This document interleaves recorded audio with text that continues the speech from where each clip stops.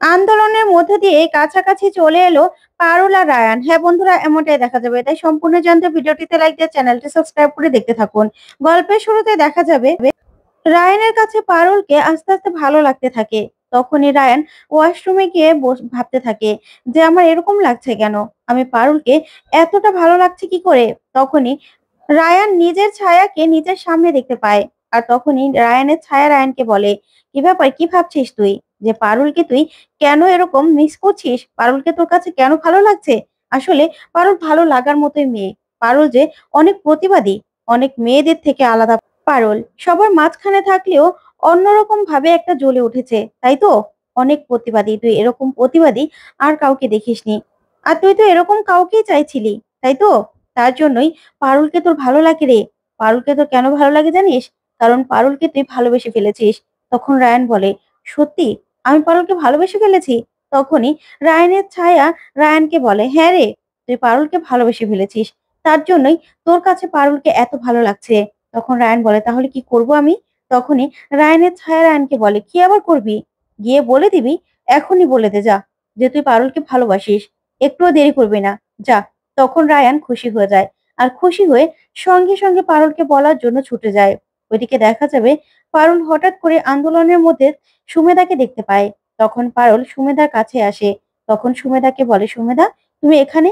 তখন সুমেধা বলে, হ্যাঁ পারুল, আমি না ভুল করেছিলাম। পরিবারের চাপে পড়ে আমি এখান থেকে চলে গিয়েছিলাম। কিন্তু আমি এখন বুঝতে পারছি তোমরা আমাদের জন্য, আমার জন্য আন্দোলন করছো। আর অথচ আমি পরিবারের কথা শুনে বাড়িতে মুখ লুকিয়ে বসে থাকবো? না না, সেটা কিছুতেই হতে পারে না। তাই তো আমি আর না এসে থাকতে পারলাম না পারুল। তুমি আমাকে ক্ষমা করে দাও। তখন পারুল বলে, থাক সুমেধা, এরকম ভাবে বলো না। তুমি এসেছো তাতেই আমরা অনেক খুশি হয়েছি। চলো, আমার সঙ্গে চলো। এই বলে পারুল সুমেধাকে উপরে নিয়ে যায়। তারপরে দেখা যাবে পারুল পারুল নিচে নামতে গেলে হঠাৎ করে রায়ান পারুলের সামনে এসে দাঁড়ায়। তখন পারুল বলে, কি রে, কি হয়েছে? তখনই রায়ান জলের বোতল দিয়ে বলে, জল খেয়ে নে, অনেকক্ষণ ধরে কথা বলছিস, তারপরে দেখা যাবে শরীর খারাপ করবে, জলটা খেয়ে নে। এই বলে রায়ান উপরে চলে যায়। তারপরে পারুল রায়ানের দিকে তাকিয়ে থাকে আর মনে মনে একটা মিষ্টি হাসি দেয়। তারপরেই জল খেতে থাকে। ওইদিকে দেখা যাবে রায়ান পারুল সবাই মিলে একসঙ্গে আন্দোলনে মেতে ওঠে। সবাই মিলে স্লোগান দিতে থাকে যে আমাদের দাবি মানতে হবে, মানতে হবে, মানতে হবে। ওইদিকে রায়ান মনে মনে বলে, না না, পারুলকে আমাকে বলতেই হবে, যে করেই হোক পারুলকে আমাকে বলতেই হবে যে আমি পারুলকে ভালোবাসি। বলবই, এখনই বলে দেব। এই বলেই রায়ান পারুলকে বলে, পারুল এদিকে আয়, তোর সঙ্গে আমার কথা আছে। তখন পারুল বলে, কি কি কথা? তখন রায়ান বলে, আয়। এই বলেই রায়ান পারুলকে একটু সাইডে নিয়ে যায়। তখনই পারুল রায়ানকে বলে, কি বলবি বল। তখন রায়ান বলে, পারুল আমি তোকে একটা কথা বলতে চাই, যেটা এখনই বলা দরকার। এই বলে কিছু বলবে, ঠিক তখনই লাইটটা অফ হয়ে যায়। কারেন্ট চলে গেলেই রায়ান পারুল বলে, এ কি, লাইট অফ হয়ে গেল কেন? তখন সবাই সবাই চিন্তা করতে থাকে আর হই হুল্লোড় শুরু হয়ে যায় যে কারেন্ট চলে গেল কি করে, লাইট অফ হলো কেন। ঠিক তখনই পুলিশের গাড়ি আসে আর পুলিশ এসে ওদের উপর হামলা করে। তখনই রায়ান পারুল সবটা সামলানোর চেষ্টা করে আর বলে, সবাই বসে পড়ো, সবাই বসে পড়ো, আমরা শান্তিপূর্ণভাবে আন্দোলন করছি, আমরা কোনো ভুল করছি না, সবাই বসে পড়ো, পুলিশ আমাদের উপর হাত তুলতে পারে না, সবাই বসে পড়ো। তখন রায়ানও পারুলের সঙ্গে সবাইকে সামলানোর চেষ্টা করতে থাকে। তারপরে দেখা যাবে সবাই পারুল আর রায়ানের কথা শুনে বসে পড়ে। তখন পুলিশও দাঁড়িয়ে পড়ে।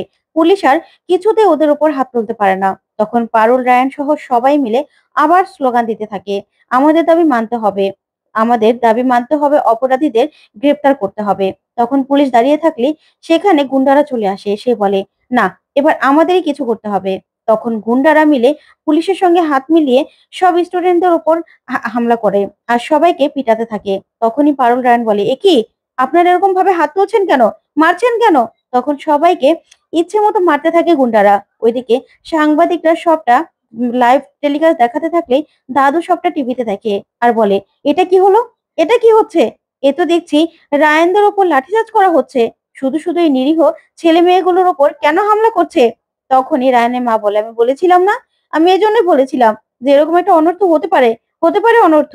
তখনই কৌশালী বলে, এ কি, ওদেরকে এরকম করে মারছে কেন, এখানে তো অনেক ছেলে মেয়ে আহত হয়ে যাবে, এবার কি হবে। তখন দাদু বলে, এই ভয়টাই আমি পাচ্ছিলাম, এই ভয়টাই। তখন সাংবাদিকরা লাইভ টেলিকাস্ট দেখাতে থাকে আর বলতে থাকে, এখানে অন্য বাইরের গুন্ডারা এসে হামলা করছে, স্টুডেন্টদের উপর গায়ে হাত তুলছে।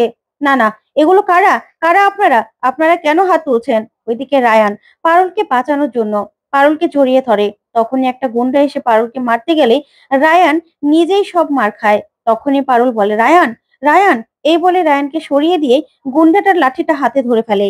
তারপরে পারুল ইচ্ছে মতো সেই গুন্ডাটাকে মারে।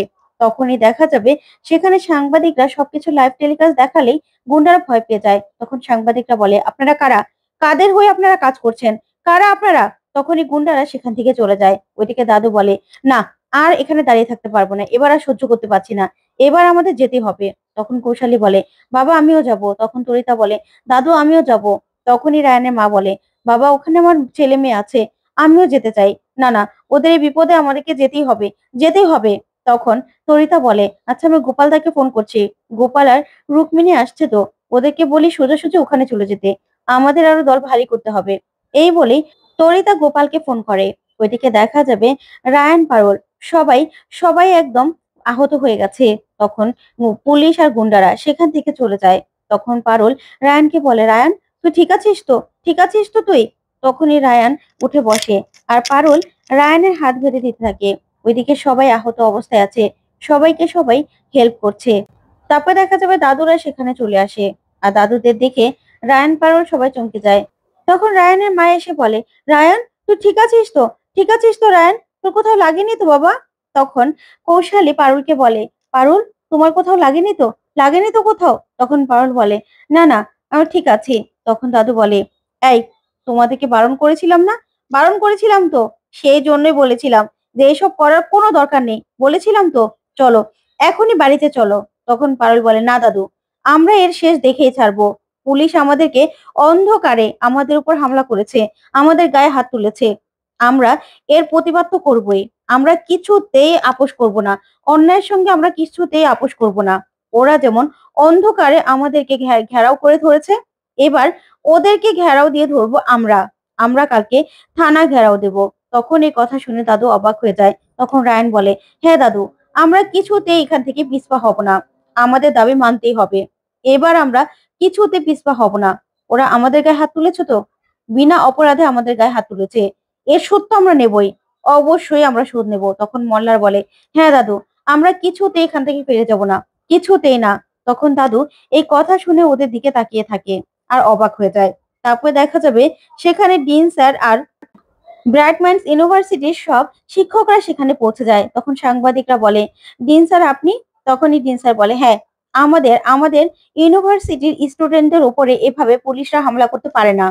তারা কেন এভাবে হামলা করবে সেটার প্রতিবাদ জানাতে আমরা সব শিক্ষকরা আমাদের স্টুডেন্টদের পাশে আছি। ওরা একটা ওরা একটা অন্যায়ের প্রতিবাদ করছে, সেখানে তারা অন্যায় ভাবে এরকম ভাবে আমাদের স্টুডেন্টদের উপর হামলা করতে পারে না। তাই আমরা প্রতিবাদ জানিয়ে এখানে আজকে জড়ো হয়েছি। আমরাও আমাদের স্টুডেন্টদের পাশে আছি। তখন এই কথা শুনে সাংবাদিকরা খুব খুশি হয়, সেটা নিয়ে নিউজ বানাতে থাকে। ওইদিকে ডিন স্যারকে দেখে পারুল, রায়ান সহ সবাই খুব খুশি হয়।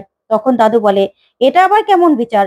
আপনি ওদেরকে বলবেন যে না, তোমরা বাড়িতে যাও, তা না করে ওদের পাশে এসে দাঁড়াচ্ছেন, ওদেরকে আরো সাহস দিচ্ছেন। তখন ডিন স্যার বলে, হ্যাঁ, আমরা যেমন ওদেরকে শিক্ষা দেই যে ওদের শিক্ষিত হতে হবে, তেমন ওদের আমরা এটাও শিক্ষা দেই যে ওদের অন্যায়ের প্রতিবাদও করতে হবে। যেটা অন্যায় হয়েছে সেটার প্রতিবাদ তো ওদের করতেই হবে। এটা এটা পুলিশ অফিসাররাও অন্যায় করেছেন, ওদের উপরে এরকম ভাবে হামলা করা ওদের উচিত হয়নি। তাই এবার আমরা আমরা সেটার প্রতিবাদ জানাবো। আর আমাদের আমাদের ইউনিভার্সিটির স্টুডেন্টদের পাশে আমরা আছি, আমরা সব শিক্ষকরা আছি। এবার তোমরা একা নও, আমরাও আছি তোমাদের পাশে, আমরাও তোমাদের সঙ্গে লড়াই করব একসঙ্গে হয়ে। এই কথা শুনে পারুল খুব খুশি হয়।